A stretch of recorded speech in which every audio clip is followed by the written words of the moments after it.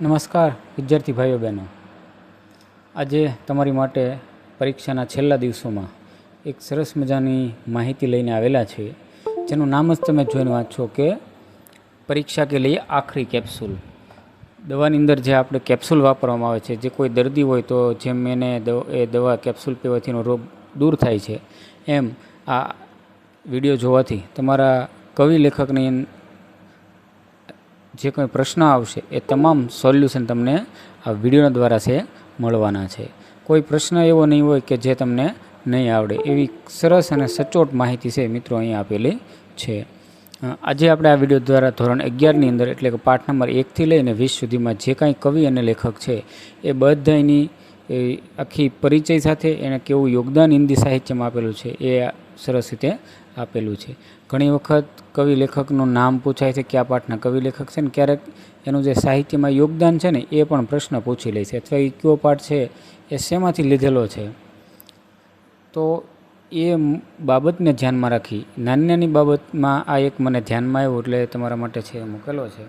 Video તમને સારો લાગે તો અવશ્ય કોમેન્ટ કરજો, લાઇક શેર કરજો, અને આપણા હિન્દીના તમામ ભાઈઓ બહેનો સુધી અવશ્ય પહોંચે તેવા પ્રયત્નો આપ સૌએ કરવાના છે. હું તો મારા તરફથી છે આવી નાની નાની બાબતનું ધ્યાનમાં રાખીને પ્રયત્નો કરી રહ્યો છું, પણ અન્ય સુધી પહોંચાડવાની જવાબદારી આપણી છે. તો જોઈએ આપણે હવે આ ગદ્ય અને પદ્યના લેખક અને કવિ પરિચય, પરીક્ષા કે લઈએ આખરી કેપ્સ્યુલ. ભાઈઓ બહેનો, આમાં પણ આપણે ધોરણ 11નું જે પહેલું કાવ્યથી લઈ અને 20 સુધી ક્રમબદ્ધ રીતે પરિચય આપવાનો છે પ્રયત્ન કરેલો છે. આપણે અનુક્રમણિકા તો જોઈ જ લીધી છે. એમાં સૌથી પહેલાં છે સાધુ દેખો જગ બોરાના જે કબીરજી છે, એ કબીરજીનો આખો પરિચય આપેલો છે. દાખલા કે જન્મ ઓર મૃત્યુ, તો એનો જન્મ છે એ 1398 કાશી વારાણસી મેં, અને મૃત્યુ છે એ જ્યારે થયું એ પણ આપેલું છે. નિર્વન નીમા નામકના જુલાહા દંપતીને પાલન કિયા, એના ગુરુનું નામ છે સ્વામી રામાનંદ. અને વ્યક્તિત્વ ઓર વિચારધારાની વાત કરીએ તો એક સમાજ સુધારક છે, ભક્તિ માર્ગ, એ બધી એની આખી અલગ રીતે માહિતી છે મિત્રો આપેલી છે.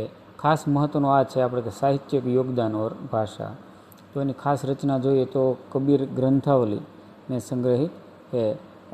उसका सबसे प्रमुख ग्रंथ है बीजक, જે રમેની શબદ ઓર સાખી એ રીતના રહેલા છે. ધર્મ ગ્રંથોમાં સ્થાન જોઈએ તો ગુરુ ગ્રંથ સાહેબમાં પણ કેટલાક એના પદો છે સંકલિત થયેલા છે. ભાષા છે એ કબીરની સદ્ધુકડી ભાષા છે કહેવામાં આવે છે. વિદ્યાર્થી મિત્રો ઘણી વખત પ્રશ્ન પૂછે કે સદ્ધુકડી ભાષા કિસકી હે, તો આ બધું આપણે વાંચેલું હોય તો ફટાફટ આપણે કહી દઈએ કે કબીરજી. તો આવા પ્રશ્નો છે એ બને છે. પરીક્ષાના છેલ્લા દિવસોમાં ફટાફટ છે એ બધું વાંચન કરી લેવું જરૂરી છે. બીજું છે બાપુ કી કુટિયામાં, તો એમાં પણ આ લેખક પરિચય આપેલો છે, એનો જન્મ, એનું બચપન, એનું શિક્ષા. ત્યારબાદ જોઈએ સાહિત્યમાં યોગદાનની વાત કરીએ તો પત્રકારિતામાં પણ એનું સાહિત્ય આપ્યું. એમાં તરુણ ભારત, કિસાન મિત્ર, બાલક और जनता जैसी पत्रिकाओं का संपादन किया. આ ઉપરાંત નાટક, ઉપન્યાસ, કહાની, સંસ્મરણ. ખાસ પ્રમુખ કૃતિઓની વાત કરીએ તો રેખાચિત્ર છે અને માટી કી મૂરત ઓર લાલ તારે. આ ઉપરાંત મહત્વપૂર્ણ બીજી રચના તો गेहूं और गुलाब, चीता के फूल, पतितों के देश में. વિશેષ છે લલિત નિબંધ ક્ષેત્ર પણ એની ખૂબ યોગદાન રહેલો છે. ત્યારબાદ છે ત્રીજું પુરાની ચીજ કે પક્ષમાં, જે રાજેશ જોશી છે એનો જન્મ, એની આખી લેખક પરિચય છે ટૂંકમાં આપેલું, જન્મ, મૃત્યુ બધું. સાહિત્યનું યોગદાન તો એમાં પણ ઘણું બધું પ્રમુખ રચના તો એક દિન બોલેગે પેડ, મિટ્ટી કા ચહેરા, નેપથ્ય में हंसी, पंक्तियों के बीच. કહાની સંગ્રહ છે સોમવાર और अन्य कहानियाँ, कपिल का पेड़. નાટક લખેલું છે આલોચના, અનુવાદ, તો એનું પણ ખૂબ સરસ માહિતી આપેલી છે. ચોથું છે ચંદ્રશેખર આઝાદ, જે સદગુરુ શરણ અવસ્થી છે, એનો છે આખો પરિચય છે. સાહિત્યની યોગદાનની વાત કરીએ તો મિત્રો એ પણ અહીં છે દર્શાવેલું છે. આમ તમને અલગ જ તરી આવશે આખું એનું જે સાહિત્ય છે તો એ બાબત છે. પાંચમું છે શિક્ષકે નામપત્ર, એટલે કે અબ્રાહમ લિંકન, તો એનો પરિચય મિત્રો આ રીતે છે એ દર્શાવેલો છે. સાહિત્યની યોગદાનની અંદર વાત કરીએ તો પણ જે કાંઈ એણે યોગદાન આપ્યું છે તે યોગદાનની માહિતી પણ અહીં રહેલી છે. છઠ્ઠું છે ભારત માતા કી જય, જે પંડિત જવાહરલાલ નહેરુ એના લેખક છે.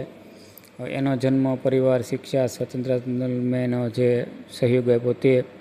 સાહિત્યની અંદર યોગદાનની વાત કરીએ तो मेरी कहानी जो एन ऑटोबायोग्राफी है, પછી વિશ્વ ઇતિહાસ કે ઝલક, ભારત એક ખોજ, ધ ડિસ્કવરી ઓફ ઇન્ડિયા, આવું બધું છે જવાહરલાલ નહેરુ છે લખેલું છે. આ પાઠનો ઉદ્દેશ પણ છે કઈ રીતનો એ લખેલો છે.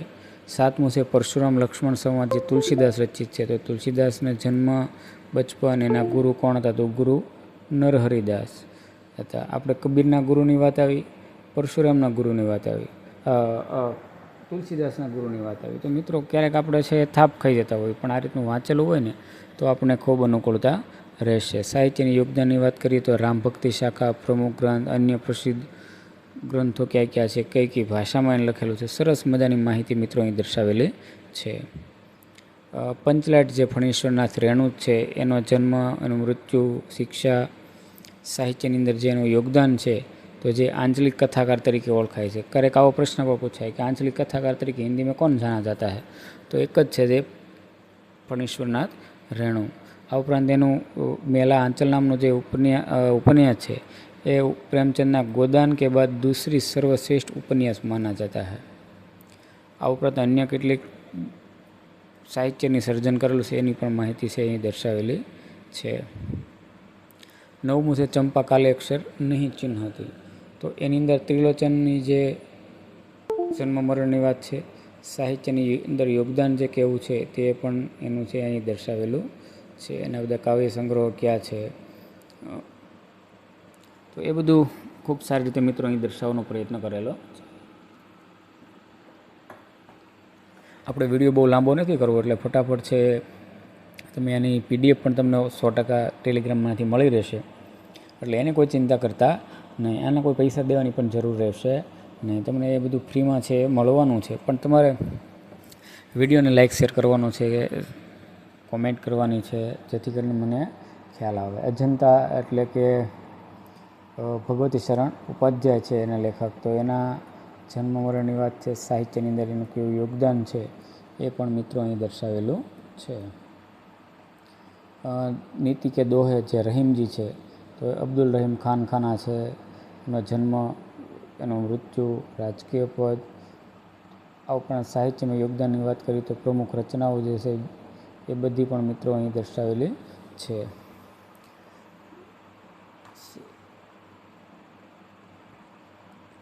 ત્યારબાદ દુઃખ પાઠ છે જે યશપાલજી રચિત છે, એનું આખી લેખક પરિચય આપેલો છે. સાહિત્યનું યોગદાન કેવું છે એ પણ મિત્રો અહીં દર્શાવેલું છે. એની પ્રમુખ ઉપન્યાસ કોણ છે, કહાની સંગ્રહ, નિબંધ, તો એ. ત્યારબાદ કદમ મિલાકર ચલના હોગા, જે અટલ બિહારી વાજપેયી છે, જે આપણા વડાપ્રધાન હતા, તેમ તો એની બધી વાત અથવા એનું પરિચય છે. એણે પણ સાહિત્યમાં કેવા પ્રદાન કરેલા, તો પત્રકારિતા ક્ષેત્રે કાવ્ય લખેલા છે, અન્ય મહત્વપૂર્ણ કૃતિઓ કઈ કઈ છે, લેખનશૈલી કઈ છે, એ બધું ખૂબ સારી રીતે અહીં દર્શાવવાનો પ્રયત્ન કરેલો. 14મું છે નન્હા સા પૌધા, જે લક્ષ્મીનારાયણ લાલ રચિત છે. એના સાહિત્ય લેખક પરિચય છે, સાહિત્યની અંદર યોગદાન છે એ પણ અહીં છે દર્શાવેલું છે. 15મું છે બાજલોક, જે અનામિકા છે, તો એ અનામિકાનું પરિચય છે, એનો વ્યવસાય. ત્યારબાદ સાહિત્યનું યોગદાન જે આપેલું છે એ પણ અહીં કહાની છે, કવિતા સંગ્રહ છે, એ ખૂબ સારી રીતે દર્શાવવાનો પ્રયત્ન કરેલો. ત્યારબાદ છે 16મું કલ્પના શક્તિ, જે બાલકૃષ્ણ ભટ્ટ દ્વારા રચેલું છે. એનું જીવન પરિચય, સાહિત્યની અંદર યોગદાન કઈ રીતનું છે એ પણ છે એ આપેલું છે, અને એનો સાર પણ આપેલો છે. પણ આપણે અત્યારે કવિ લેખકનો પરિચય અને યોગદાન ખૂબ મહત્ત્વનું છે. 17મું છે ગઝલ, જે વિજય તિવારી દ્વારા લખેલી છે. એનો પણ લેખક પરિચય, કવિ પરિચય, સાહિત્યની અંદર યોગદાન, જે આખો ગઝલ સંગ્રહ છે, તો એ પણ ખૂબ મિત્રો દર્શાવેલું છે. 18મું છે પહેલી ચૂક, શ્રીલાલ શુક્લનો લેખક પરિચય.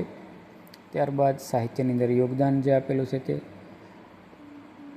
પ્રસિદ્ધ રચના છે એની રાગ દરબારી, અને આ ઉપરાંત ઘણા બધા પ્રમુખ કૃતિઓ પણ છે, ઉપન્યાસ પણ એના છે. અને જ્ઞાનપીઠ પુરસ્કાર મળેલો છે આ હિન્દી સાહિત્યની અંદર. આપણે બહુ ભણવામાં ઓછું આવ્યું છે જ્ઞાનપીઠમાં. ગુજરાતીમાં તો આપણને ખબર છે 4 આપેલા છે, પણ હિન્દીની અંદર પણ આ શ્રીલાલ શુક્લને છે જ્ઞાનપીઠ એવોર્ડ મળેલો છે. આવો પ્રશ્ન પણ ઘણી વખત પૂછાઈ શકે. ડંકાની અંદર વાત કરીએ તો સુબ્રમણ ભારતી 19મો જે કાવ્ય છે એનો આખો પરિચય છે, અને સાહિત્યની અંદર એનું જે યોગદાન છે એની માહિતી પણ મિત્રો આપેલી છે. અને છેલ્લે 2 લઘુકથા જે બલાયચંદ મુખોપાધ્યાય બનફૂલ એનું આખું નામ ઉપનામ છે, એનો જન્મ મરણ એનું સાહિત્યમાં યોગદાન એ ખૂબ સારી રીતે મિત્રો અહીંયા આપવાનો પ્રયત્ન કરેલો છે. તો આ રીતે 11મા ધોરણની અંદર આવતા પાઠ 1થી લઈ અને 20 સુધીના કવિ લેખકનો જે પરિચય હતો, સાથે સાથે એનું સાહિત્યમાં યોગદાન કેવું હતું એ પણ મિત્રો અહીં દર્શાવવાનો પ્રયત્ન કરેલો છે. જો વિડીયો સારો લાગે તો અવશ્ય કોમેન્ટ કરજો, અને ખરાબ લાગે તો પણ મને કોમેન્ટ કરીને જણાવજો. અને પરીક્ષા ખૂબ નજીક છે એટલે અંતિમ કેપ્સ્યુલ રૂપે આ આખો વિડીયો મૂકેલો છે.